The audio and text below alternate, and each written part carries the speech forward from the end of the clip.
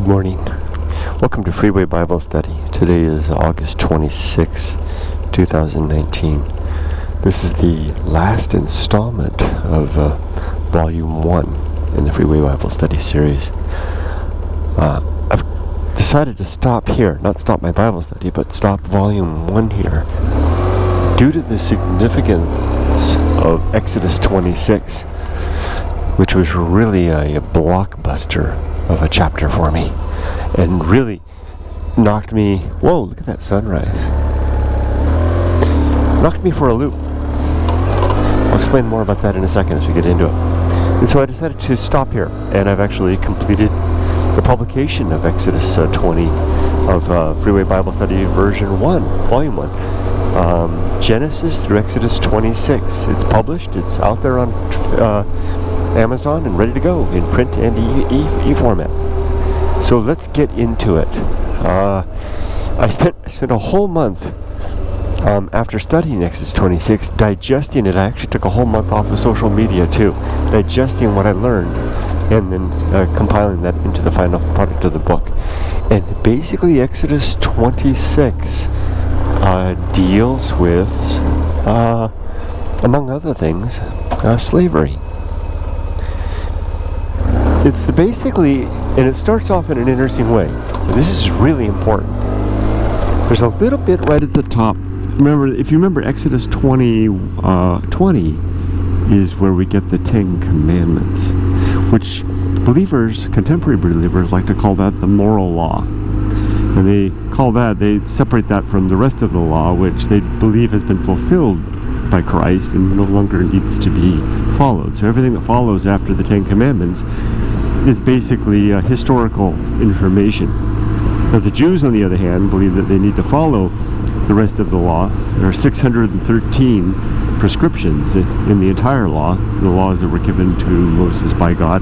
And the Jews believe that they still are obliged to follow that, but are unable to enforce those laws, given that there is the temple in Jerusalem is no more, and therefore they cannot convene the Sanhedrin, the council.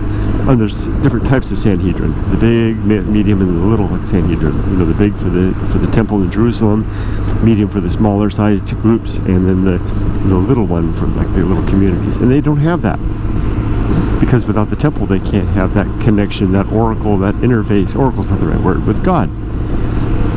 So in all cases, believers for the most part, except maybe perhaps ultra-Orthodox believers, disregard all these subsequent laws, which begin in Exodus 22. And there's a really important piece right there at the start. The very first sentence begins with, and I'm paraphrasing, and the Lord gave the following, told Moses to tell the people the following. And I'm not saying it right, but check it out, and it basically is a beautiful segue from the Lord himself saying, and Moses, I've just given you the Ten Commandments, I want you to tell everybody else to do this. And then he proceeds with the 603 prescriptions, which are laid out through Exodus and Deuteronomy, Leviticus, and Numbers. That's really significant. Actually, and I know it's significant because I pointed it out to a believer who I was having. He invited me into his home 2 weeks ago to talk about this stuff, and he was making the point that the law that we need to follow is simply the moral law. That the rest was, he said, the rest was written by man, and he specifically threw the Jews under the bus and said it was written by the Jewish priests. And then I pointed that out to him, that there's that one little segue there that's God talking to Moses, telling Moses, this is what I want you to tell the people. And that really sent him for a loop. He didn't know how to respond to that. And we finished that conversation without any answer to that. What then follows after that is some ordinance. And what it appears, and I'm reading into Exodus 22 also, it appears a lot of this stuff was just kind of off the top of the head. I mean, they'll go from laws, there's a lot of laws that deal with how to deal with cattle. There's laws with how to deal with someone steals your cat, steals your oxen or your goat, and how they're to be compensated if they're caught, and they're not to be killed outright. But I'll get more into that with later chapters. And what to do if have a contract, and how to lend money and get interest, and to give a man his cloak back, and what to do with a daughter who's been seduced by a man, and how to handle that situation. But a lot of it it's not organized so much as just kind of almost like free thought thrown out there. So Exodus 21 has a couple of these things, and I won't probably dwell very much on the details about the oxen and how much corn you need to give back to a man in case you start a fire and it burns part of his field, and you have to compensate him with the best corn or grapes from your vineyard. I won't worry about that so much, but I do want to focus on the biggies. And the biggie in Exodus 21 was slavery. And in particular, the fact that God is laying out the rules for the proper management of the institution of slavery. And what really jumped out to me was that there was no condemnation, no even slight condemnation, such as saying, well, as long as you're going to have slaves, here's how you have to treat them. No, it was just here's the proper way to treat slaves. And there are a couple of things, and there's a distinction between Hebrew and foreign slaves, which are also called servants. Basically, it boils down to there are indeed two types of slavery that were in existence in the biblical times, in the Bronze Age period for the Hebrews. There was indentured servitude and what we would call today chattel slavery.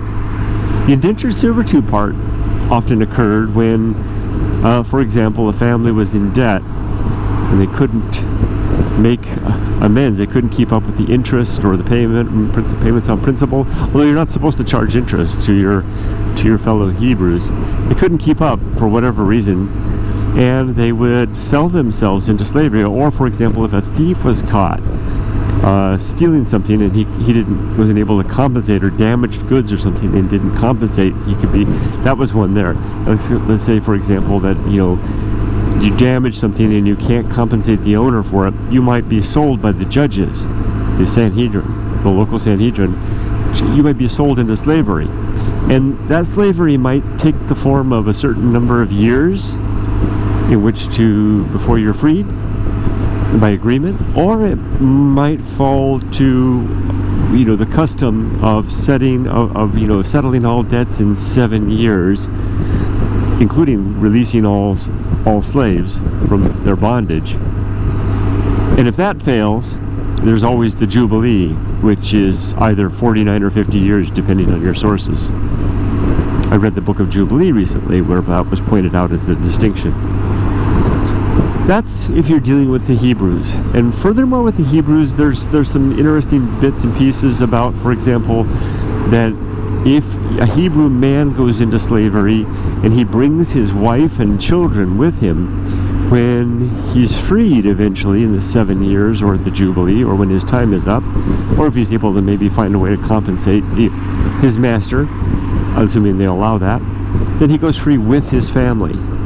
However, if the slave owner, the master, takes in a formerly free Hebrew man into slavery and gives him a wife from his own slaves, from the master's, slave pool, probably a non-Hebrew woman, but I'm pretty sure that's the case, because for reasons I'll explain in just a moment.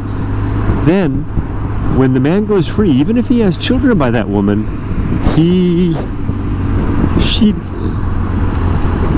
does not go free with him, or nor does his children. They remain the property of the master. So, but if the Hebrew man who was the slave decides he wants to stay with his wife and family, he can proclaim that he loves his master and wants to stay with him and his family, and he wants to stay with them. And then the Hebrew master, can take the man before the judges, and if they all decide that, again, the Sanhedrin, they all decide that it's good and proper, then the slave owner will take the man to a post or a doorpost or the door itself, and bore his ear with an awl as a sign that he is now his property for life. And there's symbolism about the doorpost, and it has something to do with the fact that the doorpost was used for the sign during Passover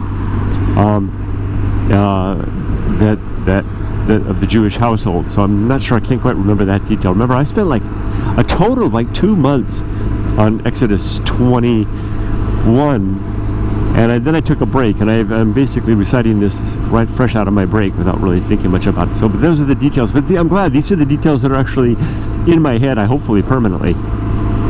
So that's how you can basically, how a Hebrew master, some might call it trick a man, their slave, their Hebrew slave, into remaining their slave forever. Give him a foreign slave wife, and he might sign on for the long haul. Now, I mentioned before that I would talk about why I think that the slave that the master gives them must be a foreign slave, because the foreign slaves you can keep basically until the Jubilee. I believe they'll have to go free at the Jubilee. But there are, maybe not, because there are provisions later, I think it's in Deuteronomy, that discuss how the slaves that we collect from, the Hebrews collect from the nations around them, are their property and may be given as an inheritance to their children. So that kind of suggests that you keep them forever, but I'm not so sure on that point. But Hebrew girls, a father can sell his daughter to a man to be his servant, but she has to be set free, either, of course, when at the 7-year mark or the Jubilee, if that happens. She's a prepubescent girl. You can only do this with prepubescent girls. So before the age of mid 12 years old, that's when, at the time, that they recognized that girls started to show signs of puberty, of becoming a woman. And I learned that by actually looking it up in rabbinical scholarly commentary. And it turns out that so if I was a father and I was to sell my 7-year-old daughter to someone as to be his servant, at the age of about 12, she is to go free. Now, if you want to get specific, and I'm going to get a little graphic here, but that's because the Rabbi Rashi who points this out. The commentary says that the exact way that you determine when a girl is to be set free is when she has exactly 2 pubic hairs. Now that's an interesting standard, right? So, and then after she has 2 pubic hairs, she goes back to her father and remains in his custody, so to speak, for another 6 months. Now I guess that after another 6 months, she's fully rounded out as a woman, and I guess she can then be, given up as a wife to someone.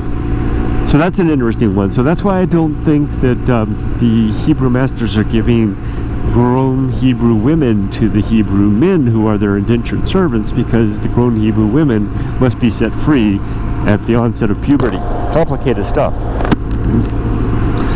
Now, furthermore, in Exodus 21, there's you might say, well, though indentured servitude, well, that's an important institution. I mean, what were people to do otherwise? Just starve in the street? It was an early form of welfare. I've heard that argument before, which I can kind of understand. Still, I think that God could probably word it better and say, thou shalt not own another human being as property, and thou shalt set up institutions to protect the protectedless, the protectorless, widows and orphans, society, something like that. But there's no such wording. Instead, we do have wording that suggests that it's clear that a master can beat his slaves. But if you beat a slave, there's limits, and you can beat them with a rod. But if you beat a slave and their eye, you knock out their eye, or damage their eye such that they go blind in one or both eyes, then the slave is to go free for his or her eye's sake. This is true for female slaves as well. Likewise, if you knock out a servant's tooth, they should go free for their tooth's sake. Interestingly, though, if you beat the living daylights out of a slave, such that they're really incapacitated, you can really lay into them. But the thing is, if they die, then the master will be punished. And it doesn't say the punishment is death. It's monetary compensation. I think I may be wrong here. I think it's 30 shekels of silver for a male slave and 20 shekels of silver for a female slave. But let's say you really lay into your slave and really whack them well with the club, and they're laid up in bed. If the slave dies, the master needs to be punished, as I said. But if the slave can get up and stand on their own 2 feet within 2 days, then the master is not punished, because, as it says in the Bible, in the King James edition, it says the slave is his money, and in the New International Version it says he is his the slave, he is his property. So it's very clear that you can whack the heck out of your slaves within an inch of their lives, literally, as long as they get up in 2 days, you're okay. Pretty harsh stuff. Now that's with your Hebrew slaves. So yeah, so if you get the believer that complains that the slavery in the Bible was simply indentured servitude, you can keep in mind that that's the case. That's true, but we have to remember that there were ways to trick their slaves into becoming slaves forever, at least until the Jubilee, or maybe forever ever in that case, and that you can beat the whacking heck out of your slaves as long as you don't kill them. And in the end, is it ever, has it ever, was it ever, will it ever be immoral for one human being to own another human being as their personal property? That is the question at the end of the day. Is that moral? I think not. I think not now. I think not then. I think not in the future. And if you want to say, whoa, Kurt, moral absolutes, where are you getting these moral absolutes from? Well, I'm pulling them out of my subjective impression that owning another human being as property is counter to the advancement of well-being. So yeah, sure, I'll call that a moral absolute, but it's a moral absolute grounded on it's an objective absolute grounded on subjective reasons. So still, no moral, no absolute absolutes, no written in the stars, not in the clouds right up there saying that thou shalt not own a human being as property. Though if God were real, I would think that would be a good thing to write in the clouds. So that deals with the indentured servitude. Now, there's a whole other class of slavery, which is the slavery of the nations around you. God later, not in Exodus 21, but later, I believe it's in Leviticus, and then again in Deuteronomy, God makes it quite clear that you are to take your slaves from the nations around you through plunder or purchase or whatever, and you can own them basically for good. Maybe the 50-year Jubilee thing applies, I'm not so sure. But even if it does, what if you get a slave at the start of that? That's 50 years of, that's basically your life right there. And it's not pretty. I believe that the protections that apply to Hebrew indentured servants are less for that. For example, there's no prescriptions against impregnating your Hebrew female slaves, and I believe that with the Hebrew female slaves, you would have to make provision to marry them for a man, if he bought a girl for the purpose of having sex with her, he would have to make provision to marry her. Oh yeah, it says it clearly in Exodus 21. And there's rules about how she should be treated as an equal wife, and that if her master does not, if she does not please her master, he can divorce her. He can basically give the money back and give her back to her father, but he has to, and she gets her dowry back. But he is not allowed to sell her to a foreign nation. She has to protect her. No such protections for the foreign Hebrew slave, for the foreign slaves, not the Hebrew slaves, but the foreign slaves. So I imagine the life must have been pretty bad, as witnessed, I believe, is it in Numbers, maybe, where God gives the commandment to kill. Which group was it? It wasn't the Amalekites, because he wiped them out altogether. It was another group of people that he gave the command to the Hebrews to kill all of the men and all of the women, all the men and children and all of the women who are of childbearing age, or any woman who has seemingly slept with a man, but you can keep all the young virgins for yourself. Now, I can just imagine what they had in mind with that.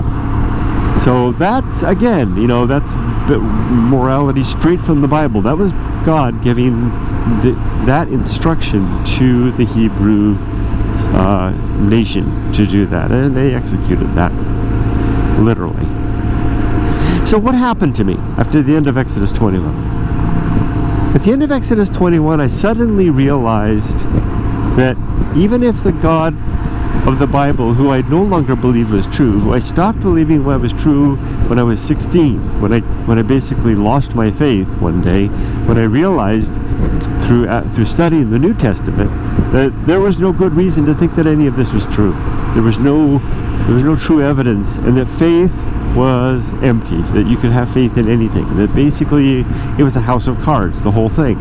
That's when I lost my faith at age 16, and I moved on with my life as basically an atheist. At the time, I probably would have called myself an agnostic. Now I know that what I was an agnostic atheist with a hyphen, which is basically someone who does not believe and does not have evidence that there is no God. So I was in a position of, I don't know, which is an easy way to go through life from the perspective of dealing with Christians, because what if you just run around saying, I don't believe you, I don't know if God exists, and I don't believe you that you say that God exists, it's an interesting perspective. You don't have to feel much stress, because the burden of proof is all on the people making the claim. And that was how I lived most of my life.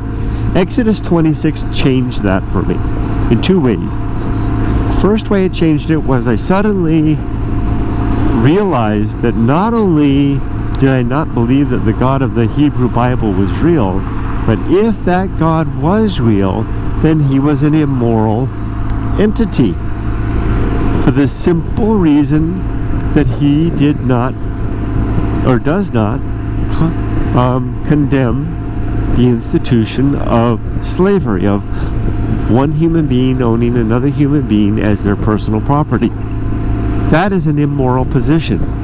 Even if you try to give it the cover of chattel slavery, it is still an immoral position.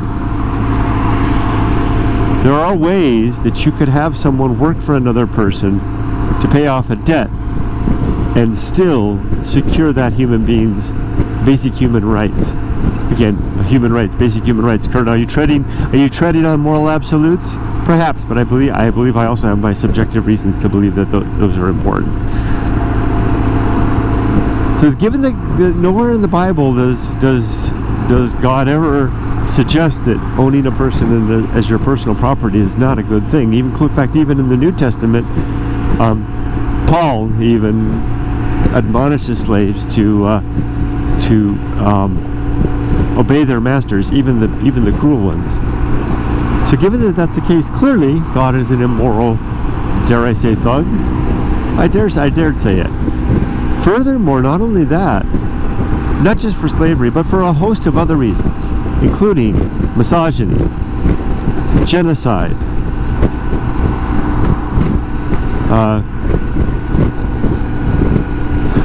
do I need to go any further? Can we just linger a bit on genocide? Does wiping off all life from the face of the earth, save a particular family and a boat full of animals, need any further explanation. But I don't want to drift too far. I want to linger still on the slavery bit, because that's the one that got me. The slavery one is the one that got me. So that was the first. I got hit with Exodus 21 with a left-right punch. The left punch was, wow, God's clearly an immoral entity, the God of the Hebrew Bible. The right punch came a few weeks later when I suddenly decided and realized that I was now in a position to make a case against the existence of God, which is a dramatic shift. That would be shifting from being an agnostic atheist, one who does not either know or believe that God exists, to being what would be called a Gnostic atheist, which is one who believes that God does not exist and claims to know that God does not exist. That means that I have now leveled the burden of proof laid upon my own shoulders, and I decided to take up that mantle. I am now a Gnostic atheist, aka an anti-theist, with regard to the God of the Christian Hebrew of the Hebrew Bible, the Christian, Jewish, and Abrahamic or an Islamic faith, the foundation of it. And I am now currently underway. I have outlined my four arguments for the non-existence of that God, and I'm in the process of laying them out. It's a lot of work, because it takes time to lay these out in a coherent manner. But I've got them all in my head, and I'm writing them out on my blog, and I'm going to put them together, and they will be the opening section of the new book, Freeway Bible Study Volume 2, Exodus 22, to wherever I decide to stop. Probably around 400 pages in or something, just like the last one.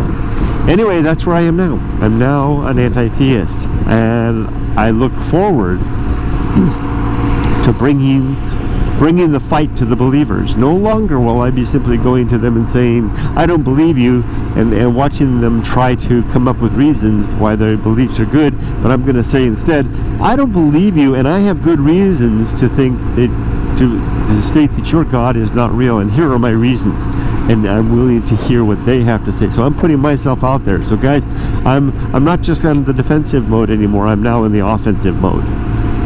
And with that, I'll kind of leave it.